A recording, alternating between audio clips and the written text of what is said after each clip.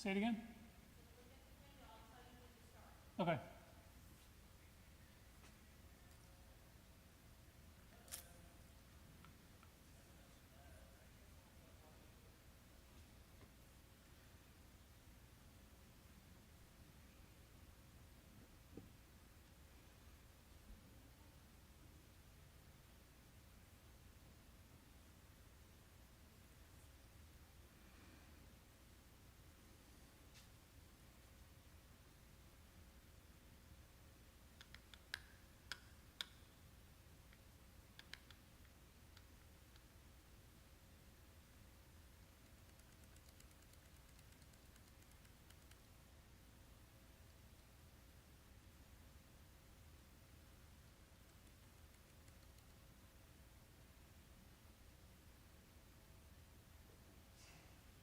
Bless you.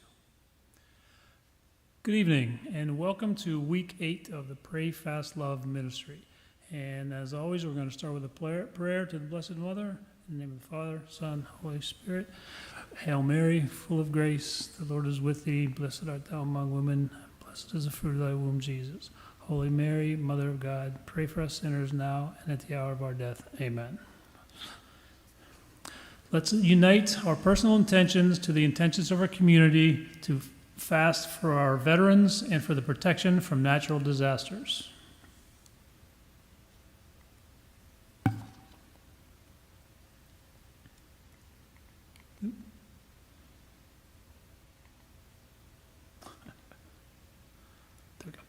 So this chapter in Dr. Fung's book, he talks about the use of artificial sweeteners and a little bit of history with regard to artificial sweeteners. Saccharin, which is the first one that was invented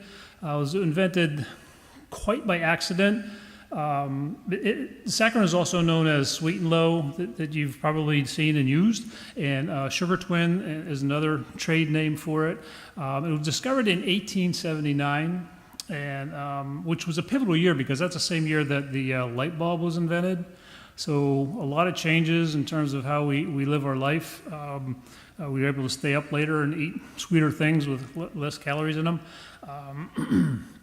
But Konstantin Fallberg was a Russian chemist, and he was in his lab working on some coal tar derivatives, and he took a break to go into the kitchen and eat some dinner. And sat down to his dinner, took a bite out of a piece of bread, and noticed that the bread was really, really sweet, which he found odd because that particular bread recipe didn't have any sugar in it. And then he realized that there must be something on my hands. So we went back to his lab and realized that it was a byproduct of what he was working on that was this sweet substance. And then subsequent research showed him that there was this sweet substance with no calories in it. So wheels started turning, and they're turned into a market for this substance to be used in food. I'm thinking too that if he ate dinner and tasted that stuff on his hands, he must not have washed his hands, but that's another discussion for another night. So eventually other sweeteners were discovered and made their way into the food supply as a way of decreasing the calories that we are consuming. People didn't seem to mind or care that there was research showing that it was suspected of or did trigger the cancer process in humans. We just continued to eat it in an effort to decrease the amount of calories that we're consuming. Things like other things, products like cyclamate, the agave derivatives, stevia, aspartame, which you know as NutraSweet or Equal, and then sucralose, which we know as Splenda, were others that hit the market with the same sort of enthusiasm. One of the problems with artificial sweeteners is that they do raise insulin levels. the calorie restriction is one of the things that the population noticed, is that with the calorie restrictions associated with switching to an artificial sweetener was that people did initially lose weight. And in the short term you will, regardless of how you choose to decrease calorie intake, initially you are going to lose some weight. That levels off, the body smartens up and adjusts to that, and then it becomes a different story.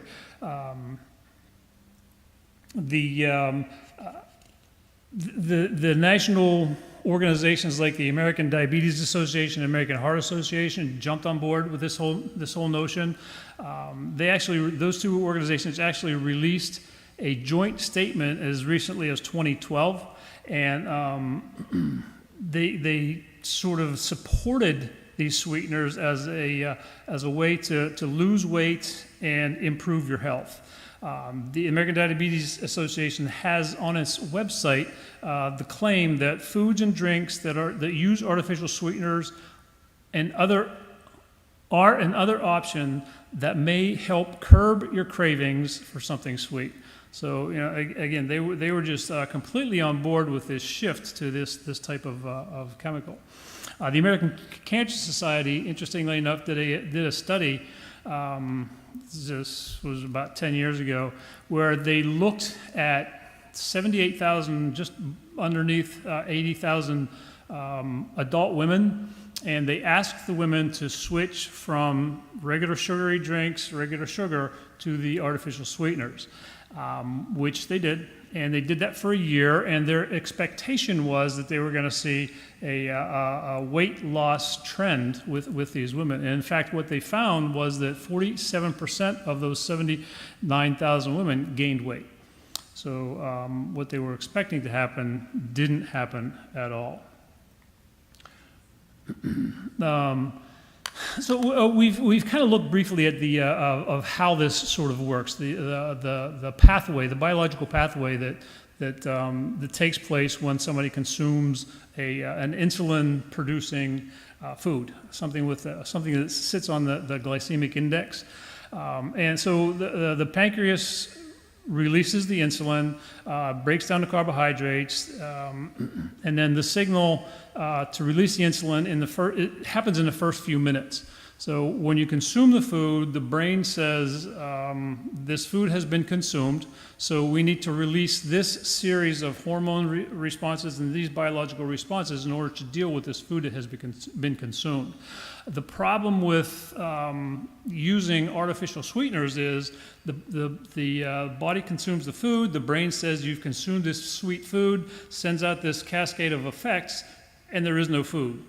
There's no real food, no calories associated with it. So you've got these processes started, and nothing for the body to process. When you consume something sweet, the brain expects the nutrients to be delivered. Okay, and as is the case with artificial sweeteners that don't have any calories, that's not happening. So the brain says, "Where is it?" Okay. Say, for instance, you're planning this big party to celebrate the end of COVID, and you invite 200 people, and they all RSVP, so they all say they're going to show up.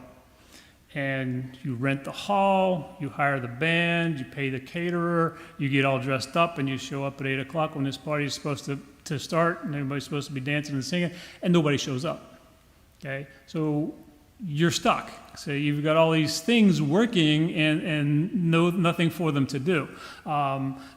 Another example is that you may have had this experience. I know I did when I was a kid, where you know what you want for Christmas, and you make that known, heavily hinting to your parents what you want for Christmas. You go to the mall and you sit on Santa's lap and you make it very clear with Santa what you want for Christmas. I don't know, say it's a remote control car.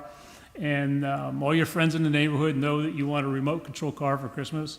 And Christmas Day comes, and you go downstairs, and you see all the packages stacked around the Christmas tree, and you look for all the ones with your name on it, and you look through all those packages, and you don't find your remote control car. You put all this time and energy and effort into this thing happening, and nothing happens. So you run upstairs and go, well, maybe Santa Claus put it in a different box. Maybe put it in my brother's box. So you go up and wake up your brothers and sisters, and you make them come downstairs and open their boxes, and no remote control.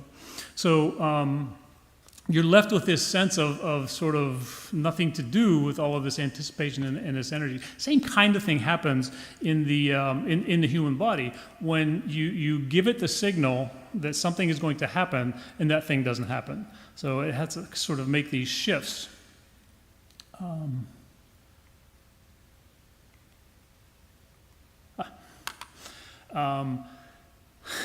This is just a list of the risks associated with over-consuming artificial sweeteners.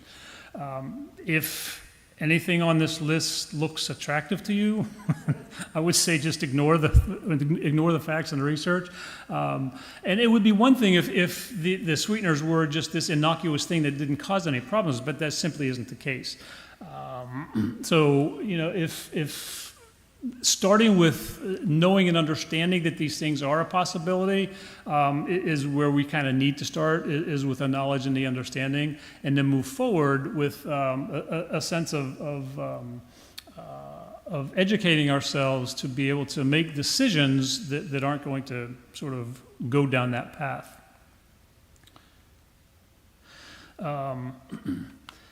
Wheat is one of the primary sources of calories that we consume as a country. And the wheat that we consume is fundamentally different than the wheat that Jesus ate. It was grown very differently. The molecular structure of it is very different. And the way that we consume wheat today is so different that it has a downstream effect.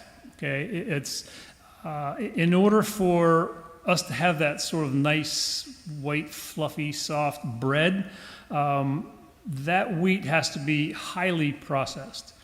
And things like amaranth and einkorn, or the ancient grains, those were managed very differently in terms of how they were processed, and it was a minimal series of things that happened to it to get it to the edible stage. The nutrient profile is very different. The difference between the so-called ancient grains and a typical modern wheat is that most grains today come from a variety of wheat that was developed in the 1960s to increase production. So it's called dwarf wheat, and it happened as a result of crossbreeding and genetic manipulation of the wheat plants. And it does. I mean, it's structurally it's more sturdy, so there's more yield per acre of production. But like I said, it's a very different experience for the human body to consume modern wheat than it was the ancient grains. You may be familiar with a condition called celiac disease, which is where a person can't handle the proteins, some of the proteins that are present in the wheat. That really wasn't an issue back in the day. It's a relatively new thing, and what's happening with that and other sort of conditions like that associated with the food supply system is that the body recognizes something coming into it that it doesn't know what it is. Anytime that the body has that experience, it launches an inflammatory response. And celiac is just an inflammation of the gut lining to the point where it could be fatal if it got bad enough. And it's food. Food shouldn't do that to people. So the difference between how grains were prepared back then traditionally and the way that they're prepared today,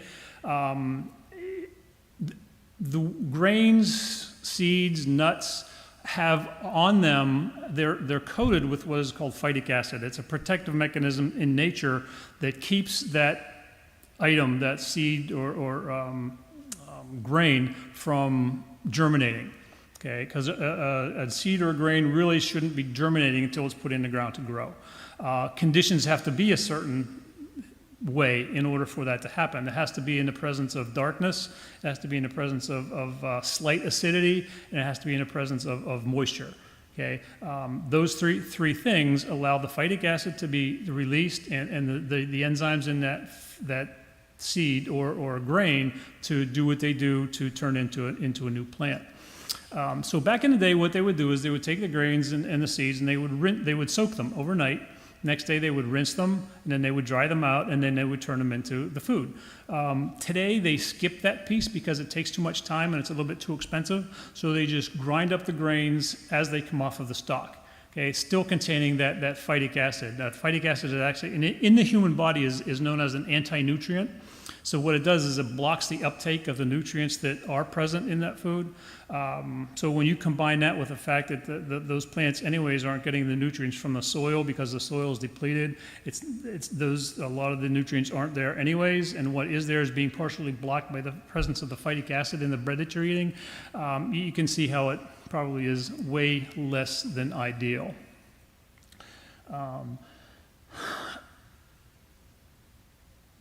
Fiber is an important aspect of consuming natural foods.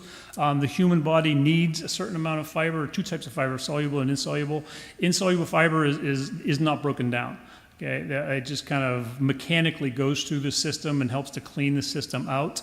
The highly processed grains in the breads that we eat are deplete of fiber. So that's not present. Adults need to have approximately, I have this on the next slide over here.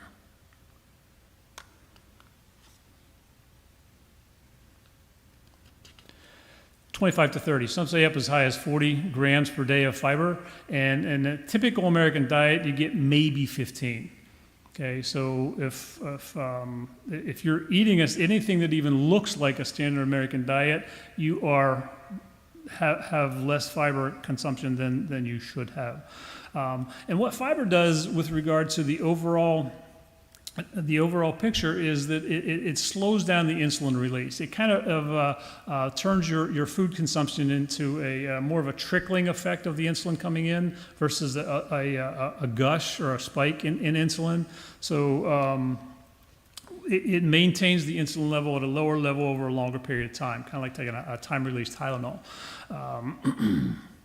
So let's see. Looking at the appetite control, Dr. Herring's book, last week we mentioned that he mentions in his book there are gremlins, he calls them, that interfere with our ability to get to a point where we are functioning correctly in terms of our apostat. And tonight we're going to look at a few of those, the tools that he gives us to be able to deal with those things. The first one is your compass. Okay, and just like any other plan, achieving appetite correction starts with knowing where your start point is. Okay, so and that happens in terms of like taking pictures of yourself. Okay, so if you've embarked on this journey for appetite control, and if it's a weight control issue for you, establishing your goal body, take a picture of yourself today. And by the way, when you do that, if you see these things on television where they show these before and after things, and in the before picture, the person's all slumped over and they're pushing their belly out, don't do that. It's not really a very realistic way to do it. So you're just going to stand there in an upright, neutral position and just be who you are. Take the picture so you'll have a real clear point of reference when you revisit that. And then do the same thing, dress the same way in 6, 8, 10, 12 weeks down the road. And what they do on TV is they slump them over and help them push their belly out, and then at the end of the thing, they tell them to stand up straight and suck their gut in. So it looks a little bit more dynamic than it actually is. But getting some blood work done, that's going to give you some markers to include in your retest. Actual anthropometric measurements. How big is your belly? How big is your chest? How big are your hips? Your weight, we talked about that. That's kind of a personal thing. Some people feel like they need to compare weight, but as long as you understand that's not an absolutely clear picture of what's happening. And then your blood pressure and resting heart rate are also two things that are positively affected by moving in the right direction with regard to these things. So it gives you a start point. It also gives you something to refer back to. The second tool is what he calls the ACEs, okay, the appetite correcting eating schedule. And this is basically what the whole thing is all about, but you have to establish what you want that to be. And it's not going to be the same for everyone. You have to kind of experiment with what works with you, but the goal is to get to a point where you have established an eating and fasting window. He recommends a 19-5 window balance, but some people use the different numbers that we've looked at to date. So you start. Your start type is going to be best if it's done in a way that works for you. A way that you have had success in the past. He offers 3 ways of doing that: cold turkey, ratchet, and progressive. And I mean, I always tell people to look back over your life and identify something that you feel like you have been successful at, that you've been successful at, and just sort of think about how you did that. Did you do that through doing a cold turkey method? Did you do it incrementally and giving yourself sort of short-term goals, one right after the other? And whatever you use to accomplish those things in your history, you basically are going to have success if you apply that to this one as well. And cold turkey just means just going all, I'm a cold turkey person. If I do something like this, I have to do it the way it's supposed to be done and just make sure that I stick with it. Other people aren't like that. The ratchet method simply means that it's based on increments. So if you say, I'm going to do the ratchet method, and tomorrow morning I'm going to push back my breakfast time 15 minutes. I usually eat at 7 o'clock. I'm going to eat at 7:15. If it gets to 7:15, you're still not hungry, don't eat. Don't eat until you're hungry. Say you don't get hungry and you don't eat until 7:45. That becomes your new ratchet point. Okay, so the next day you go to 8 o'clock. Okay, and if you're still not hungry at 8 o'clock, whatever time you eat, you add 15 minutes to that for the next day. And then the progressive method means that you're on a designated path. Okay, you're going to push your first meal back from 7 to 8 tomorrow, and then from 8 to 9 the next day, and right on down the road until you get to the window that you've established for yourself. So again, whatever has worked for you in the past will most likely work with regard to this as well. Addressing the stress. Okay, this is tool number 3. We've talked about how hormonally and biologically stress has a negative effect and causes you to gain weight because of the cortisol and the hormones that are released telling the body to do that. We've looked at the Holmes Raw Stress Index, which allows you to quantifies your level of stress, so you know kind of what you're dealing with. That's a really good tool to use in terms of developing a strategy to mitigate it, and then putting together the plan to sort of dial back the amount of stress in your life has a tremendous positive effect in terms of you being able to be successful in the long run. And then, of course, activity, tool number 4. The human body is designed to move. And if it doesn't, then there are going to be consequences associated with that. And it doesn't have to be, you don't have to be an Ironman triathlete to qualify as an active person. Okay, you just need to move. And you can do that throughout the course of your day. I know like a lot of us, I'm working from home these days. And I have found that something that works for me is that my office, most of the time, unless I'm actually teaching a class, is standing up at my kitchen counter. It allows me the freedom. I can do some squats while I'm standing there. I'm doing push-ups on the counter. Those kinds of things count. So you don't have to designate an hour and a half, 3-4 times a week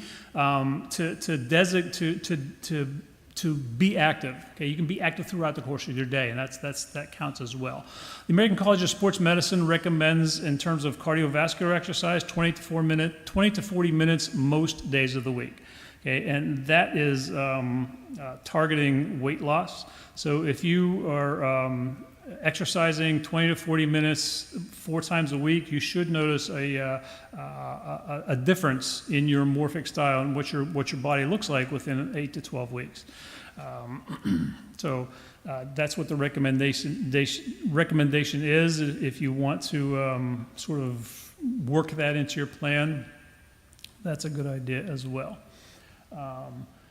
And then his tool number 5, he says to be the wild Mustang. And what he's talking about here is taking a more active part in what you eat. That has changed just dramatically over the years as well. For instance, if back in the day, if you wanted to have chicken soup, okay, you had to go out to the barn, get a chicken, process the chicken, roast the chicken, take all the meat off the bone of the chicken, boil the bones for a day and a half to get the broth, and then you could have your chicken soup based on that. So it was a big, long ordeal. Today, you open a can, dump it in the pan, and you're good to go. Most people don't even put it on the stove; they put it in the microwave. So it's like a 90-second process to get the food into your stomach. So the more that we can do to sort of participate in the whole process of getting food in front of us and into us, the better off we're going to be. I mean, we sort of have developed for ourselves this quick, got to have it now, got to have it easy, got to have it fast mentality in terms of how we feed ourselves. There's a cost associated with that, and I think if you sort of kind of keep that in mind. Especially when it relates to doing the intermittent fasting, because when you're not spending as much time eating, then you have more time to prepare for when you do. Last week, I think it was last week, we talked about the window-worthy foods being, the foods that really should be consumed. You can prepare those more easily if you have the time, that you were spending eating and you're not eating. Okay, so what I want to do now, Annie is going to join us remotely, and let's see if I can bring that up here. There she is. Hello.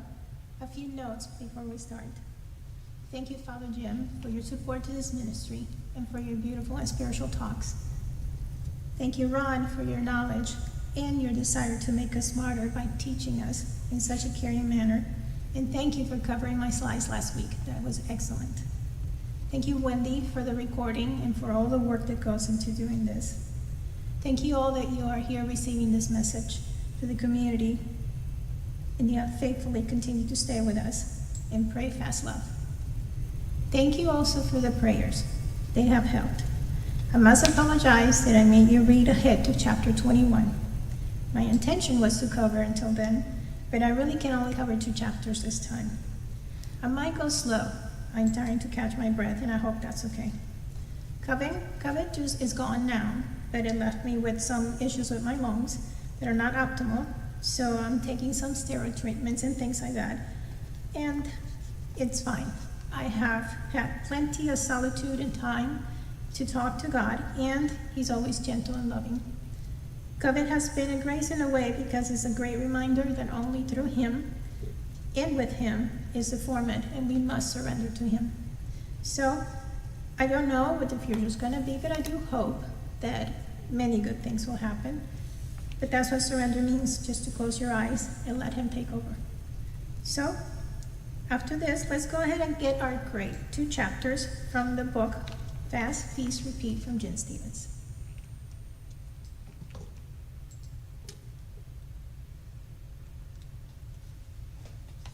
So in this first chapter, she addresses common issues of deciding to make a life change and talking about how intermittent fasting is different. It is never a diet.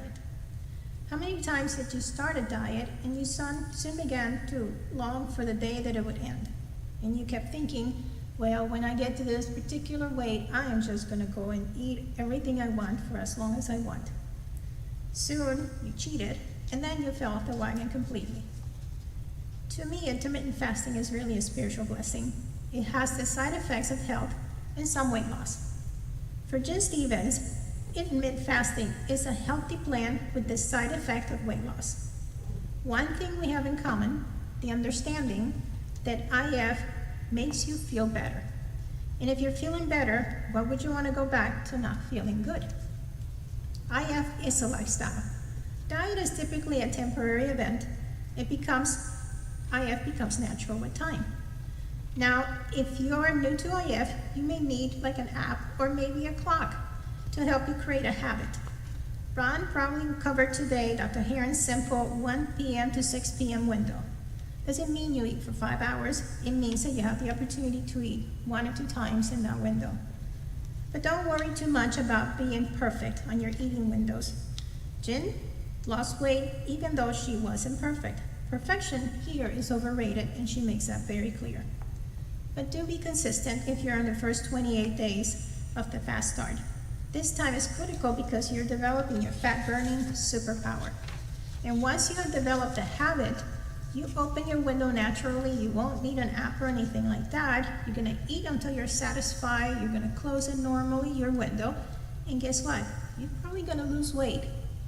This is freedom, and it's remarkable.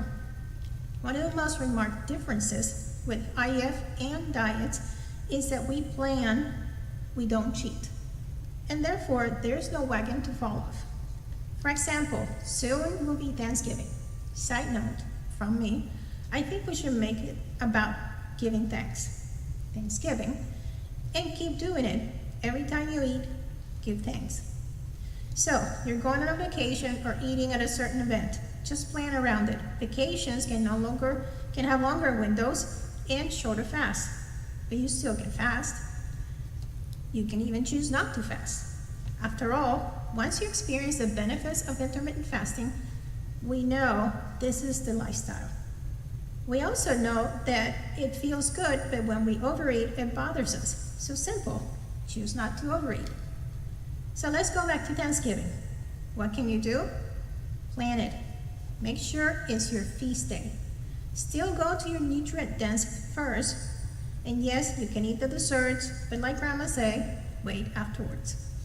Therefore, no, you're not going to fall off the wagon because it is not a wagon. There is no wagon. We fast, we feast, and we repeat. Now, it's important that you get your mind set right, or what she calls it, mind right. She gives us a confession. She says, hey, intermittent fasting did not work for me until it did. This is because she dabbed into it and she made a lot of mistakes. And she wants to let us know what their mistakes are so we don't repeat them. So let's review what happened. The very most obvious, she wasn't fasting clean. Therefore, she was constantly starving. She didn't see linear or quick results. We know weight loss is not linear. Plus, the adjustment period is key. And she weighed herself every day through the first few days, which created frustration. She didn't allow her body to become a fat-burning machine because she just kept quitting. She didn't give it 3 to 4 weeks to deplete the glycogen. Lastly, but very important, because she had a dieter's mindset. And she let that inner toddler that is typical in the diet's mind take over. I want it now, I want the weight loss now, or I'll eat everything. This is important it is very important to get your mindset in place.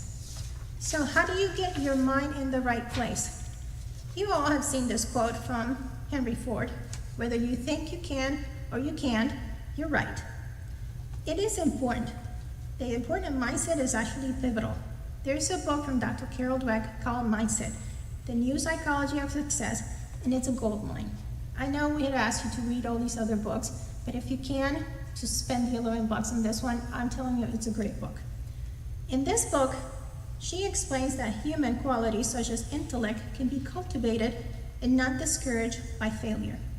Because the thoughts are on learning, not on failing. When it comes to intelligence, it's not nurture versus nature.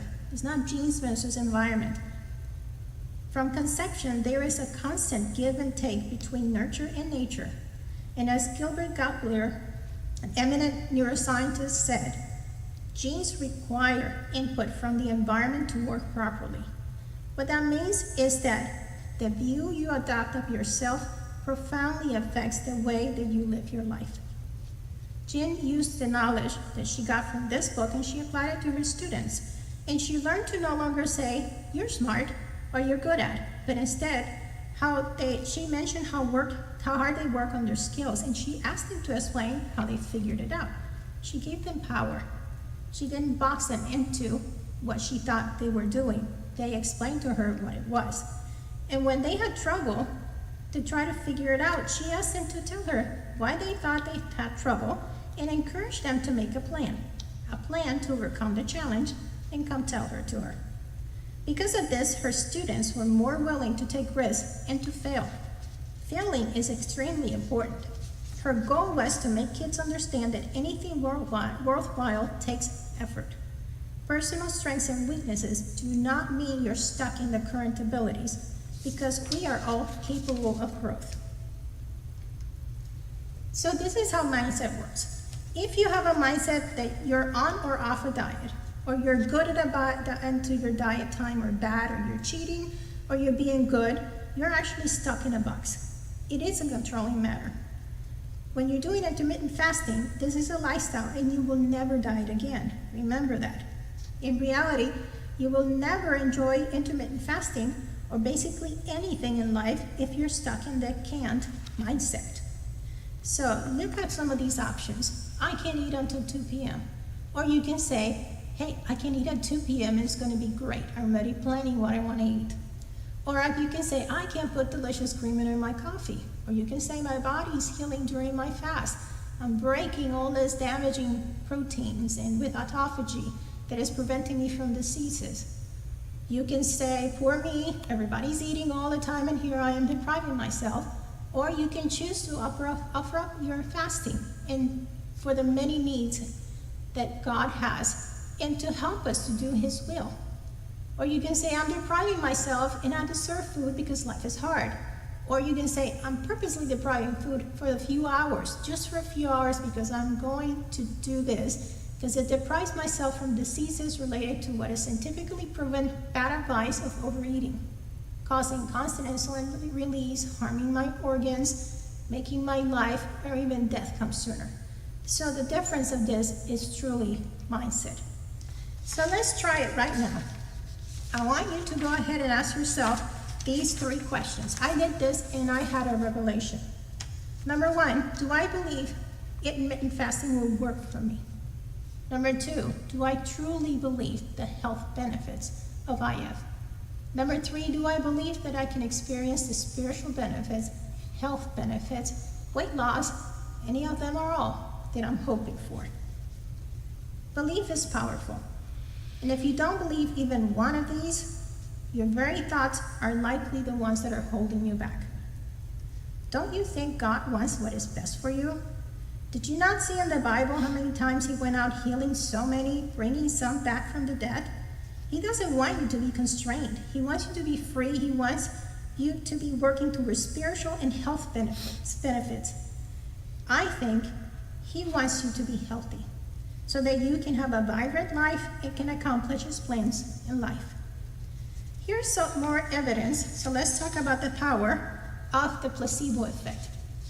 The placebo effect is a phenomenon where people experience a measurable benefit to a drug treatment because they think that they're receiving, say, drug or treatment, but they're not. Expectations are key. Here are some studies of the many she put on her book. 2016 study, scientists found that participants who experienced pain relief after taking a placebo had greater activity in the frontal lobes of their brains. Do you see? This is a biological response to a thought. Another study, 14 healthy overweight adults were split into 2 groups, given the exact diet for 8 weeks. One group was told that it was a low-calorie diet and they would experience weight loss. The other were told that the diet was going to keep them about the same weight. Guess what? The first group lost 20 pounds. The other one lost 5. How is this possible?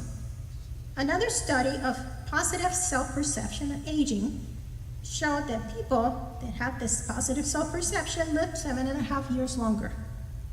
Lastly, on a 30-year study showed that optimists had a better physical and mental health outcomes than pessimists, and the pessimists had a 19% higher mortality rate. So let's apply this placebo effect to intermittent fasting.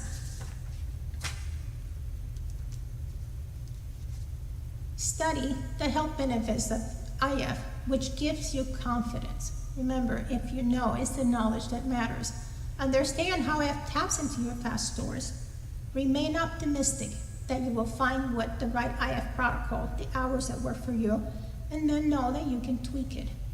If you find yourself slipping, reread some chapters of this book or any of the books that we have given you. Surround yourself with positive people. Belong to a community is powerful. This is why we have this community, to help you, to be here with you.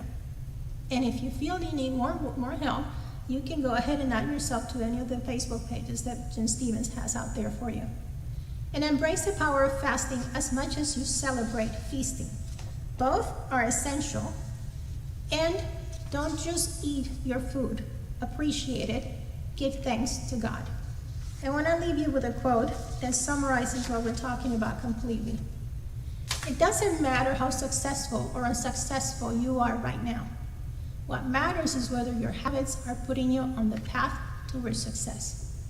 You should be far more concerned with your current trajectory than with your current results. James Clear from the Atomic Habits. So next week, I hope to cover for you a few more chapters. It's all in God's hands. Thank you.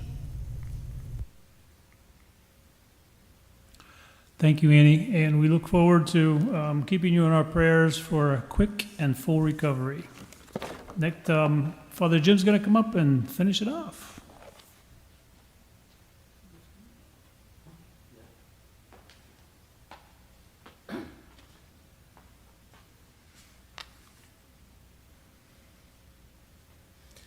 Okay, once again, we always have to keep fasting in the proper context. And that when we look at fasting or we look at famine, which we examined a while back, they're both ways that lead to growth. Okay? And when we wish to follow our vocation that God has given us, it means that we have to be prepared, that we have to take the steps, we have to plan, we have to get ready, and also that we need the help of God, of ourselves, of our families, of our community, and our world. You know, just take the example of an Olympic athlete. You know, I don't know how many times I watch those pre-Olympic things where they show this stupid girl getting up at 5 o'clock in the morning and going to training and then going to school and then going back to training and then going home for a few minutes and going back to training. And I'm going, that's nuts. She's crazy. You know, and it could be a girl, a boy, it doesn't matter. It's like, I could never do that, which means I could never be an Olympic athlete. You know, I might as well give it up now. I gave it up a long time ago and realized that I didn't have a chance, you know, because I wasn't willing to put in the work and the effort.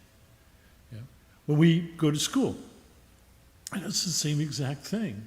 You know, we go to grammar school and we do really well, and we go to high school and we do well, and then we go to college and we do good, and then we go to grad school and we might do all right, and that leaves us half prepared. Or the other way around is that all of a sudden we become enthusiastic about what we're doing. You know, when I got to college, I majored in history and in philosophy because I loved them. I did a minor in English because I was just thrilled with English and English literature and American literature and plays and all those kind of things. Then I got into theology, and it was superb.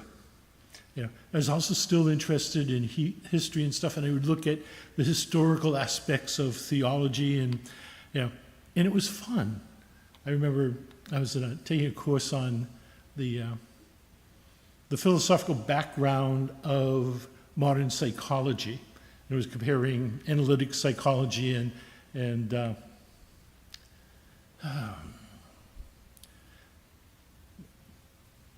can't think of analytic psychology and the existential psychology to philosophy. And for our final exam, the teacher gave us a take-home exam, and he said, show some of the roots of these kind of things. And most people hand in a 4-page paper or 6-page paper. I handed in a 35-page paper, you know, and he had to read it. You know, and I would ask him all these dumb things about, you know, he'd say like, you know, the B.F. Skinner's philosophy of beyond freedom and dignity. And it's like, well, how does that compare to Kantian notion of true freedom is only positive freedom, that we choose to select the right thing, and then we're only truly free? And it was like, huh? And yeah. So sometimes when you really get into something, it can be a lot of fun. You know, and I think that's part of what this whole class is all about, is that we look and we begin to understand, and it's moving beyond diet, you know, and it's moving beyond all those, you know, simple solutions to something much more positive. You know, when we look at, you know, a sick person, we can really begin to see that the sick person has two alternatives. One is to endure the sickness. The other is to utilize the opportunities that the sickness provides. And tell you a story. When I was a student, I worked at the National Institutes of Health, the National Cancer Institute. And I went in to see this one guy who was taking experimental treatments for liver cancer. And what they did was they used microwaves, and they heated his liver. And at 106 degrees, the cancer cells died. At 110 degrees, he began to die. And he would be in critical pain for the next 2 days after the treatment. Now, if you saw him the day before the treatment, he was kind of optimistic. If you saw him the day after the treatment, he didn't want to see you or anybody else. And then if you saw him about the next day or two later, it's like, oh, thank God I got another month. And I will be pain-free, I will be eventually cancer-free, and I will, you know, and through the course of the whole year, he was on my floor, so I saw him every single week, and we had the ups and the downs, but, you know, when he took that positive attitude that this is worth it, then, and that this is going to heal me, cure me, or at least keep me going, then great things happen. When it was like, oh, no, I've got to go through this pain, this suffering, he wanted to go through it. And those are the days to be like, I'm going to give up. I'm not going to do this ever again. This is fine. Yeah. Let's talk about it in 2 days. And 2 days later, it was like, yep, it was worth it.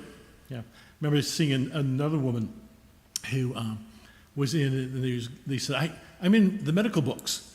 I said, oh, how that happened? She's like, well, they found this new treatment for liver cancer. I said, oh, it's like this medication. And, you know, they gave it to me, and they gave me 5 treatments. And after that, the cancer was gone. This is 8 years later, and the cancer is back. And I was like, why did they only give you 5 treatments? And they said, well, on the 6th treatment, the rats died. But, you know, she was so philosophical about being healed that it didn't matter. You know, when we look at flowers, you know, there's such wonderful things that you plant a seed, and all of a sudden from that seed something great and marvelous grows. You know, and sometimes you're not quite sure what it is that you're planting or how good a seed it is, but by nurturing it, things grow. And that's, I think, what fasting is all about. Fasting is about us nurturing our life, nurturing our relationship with God and with one another. It's putting into practice, you know, the fact that fasting is a gift. Sometimes it's forced on us because of the circumstances of life, of unemployment, of disease, of struggles, of, you know, whether that's finances or everything else, or struggles in a relationship. And, you know, that kind of fasting calls us to something better. But oftentimes, when we're able to just sit back and to fast, then good things happen. You know, and we need to be people who can really testify to that. And if we look at in our own lives, you know, the things that we put a good deal of effort into, when we pushed other stuff aside and we did what we thought was right, what was necessary, first of all, it became enjoyable. Yeah. Imagine things like studying became enjoyable, running became enjoyable, workouts became enjoyable. Yeah. There's some things that never became enjoyable, like tennis, but, yeah. But even for me, like skiing became enjoyable once I figured out how to stop. But that's for another term. But when we look at life itself, it's not that, God's inflicting stuff on us. Rather, it's God's giving us an opportunity to look at things positively, an opportunity to recognize how we're blessed, an opportunity to transform who we are. And if we do all of that, great things happen. And I don't have another slide. Question time. Do you all have any questions for Ron or myself? Or nope. In that case, let's have a concluding prayer. Okay. Next week, spiritual common fasting questions. The obesity code, chapters 17 and 18, and the feast, repeats chapters 22 and 24. Fast and feast and repeat. I'm not sure what my thing is yet. She'll send it to me. But we're coming out to Thanksgiving and stuff, and it is a good time to stop and to see, how blessed we are. When you think that the first pilgrims, came to Massachusetts in 1620. First Thanksgiving was in 1621. And the first thing they celebrated was that half of them were still alive, that they had made Indian friends, that their first crops had actually grown, that they knew the snow was going to come, but now they had houses to live in. Life had totally changed from that first arrival to that first Thanksgiving, and they had to give thanks for that because of the blessings that they had. And they could have spent all that time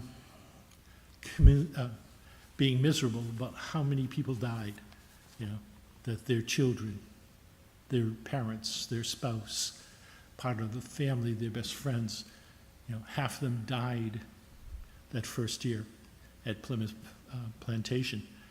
But instead, they decided to celebrate, we're alive, we're starting to thrive, good things are going to happen. And look at what's happened to Massachusetts ever since that. We still don't have a good football team, but